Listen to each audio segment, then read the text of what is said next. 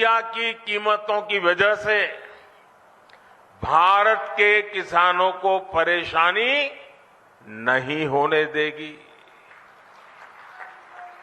और इस सच्चाई को देश का किसान देख रहा है, हर दिन अनुभव कर रहा है। जब यूरिया खरीदने जाता है ना, तो उसे पक्का विश्वास होता है कि ये मोदी की गारंटी है।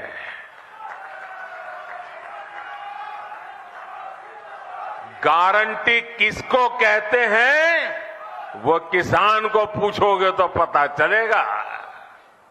साथियों, राजस्थान में आप सभी किसान अपनी मेहनत से बाजरा जैसे मोटे अनाज उगाते हैं और हमारे देश के अलग अलग कोने में अलग अलग प्रकार से मोटे अनाजों की खेती होती रहती है। अब हमारी सरकार ने मोटे अनाजों के लिए श्री अन्न की उसे पहचान दी है। श्री अन्न के नाम से सारे मोटे अनाज पहचाने जाए। हमारी सरकार भारत के मोटे अनाजों श्री अन्न को दुनिया के बड़े बड़े बाजारों में ले जा रही है। सरकार के प्रयासों की वजह से अब देश में श्री अन्न का उत्पादन, उनकी प्रोसेसिंग, उनका एक्सपोर्ट सभी कुछ बढ़ रहा है। और मुझे पिछले दिनों अमेरिका में व्हाइट हाउस में राष्ट्रपति बाइडेन के निमंत्रण में भोजन के लिए जाने का अवसर आया और मुझे खुशी हुई कि उस थाली में भी हमारे मोटे अनाज की डिश थी। साथियों, ये जो प्रयास चल रहे हैं, इसका बहुत बड़ा लाभ हमारे देश के, हमारे राजस्थान के उन छोटे किसानों को भी हो रहा है जो मोटे अनाज श्री अन्न की खेती करते हैं।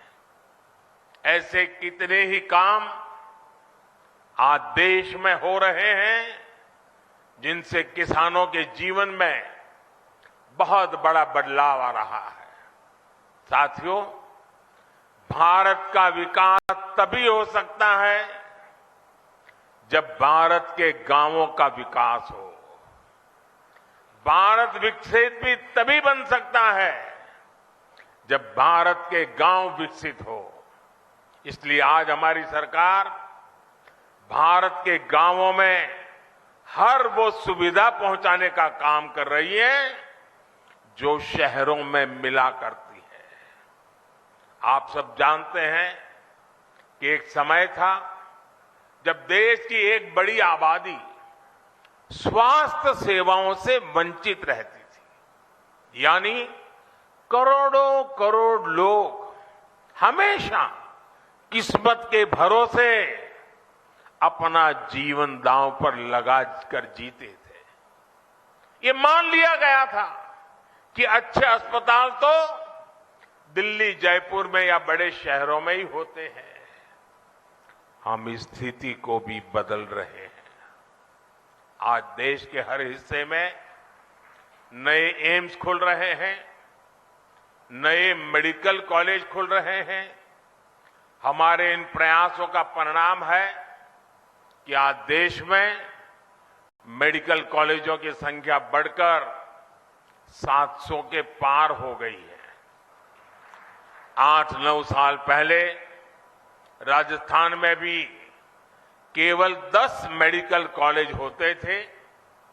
आज राजस्थान में भी मेडिकल कॉलेजों की संख्या 35 हो गई है। इससे अपने ही जिले के आसपास अच्छे इलाज की सुविधा तो हो ही रही है। इनसे पढ़ाई करके बड़ी संख्या में डॉक्टर्स भी निकल रहे हैं। ये डॉक्टर्स छोटे कस्बों और गांवों में बेहतर स्वास्थ्य व्यवस्था का आधार बन रहे हैं। जैसे कि आज जो नए मेडिकल कॉलेज मिले हैं, इनसे बारां, बूंदी, टोंक, सवाई माधोपुर, करौली, झुंझुनू, जैसलमेर, धौलपुर, चित्तौड़गढ़, सिरोही और सीकर समेत कई इलाकों को लाभ होगा। इलाज के लिए अब लोगों को जयपुर और दिल्ली के चक्कर नहीं लगाने पड़ेंगे।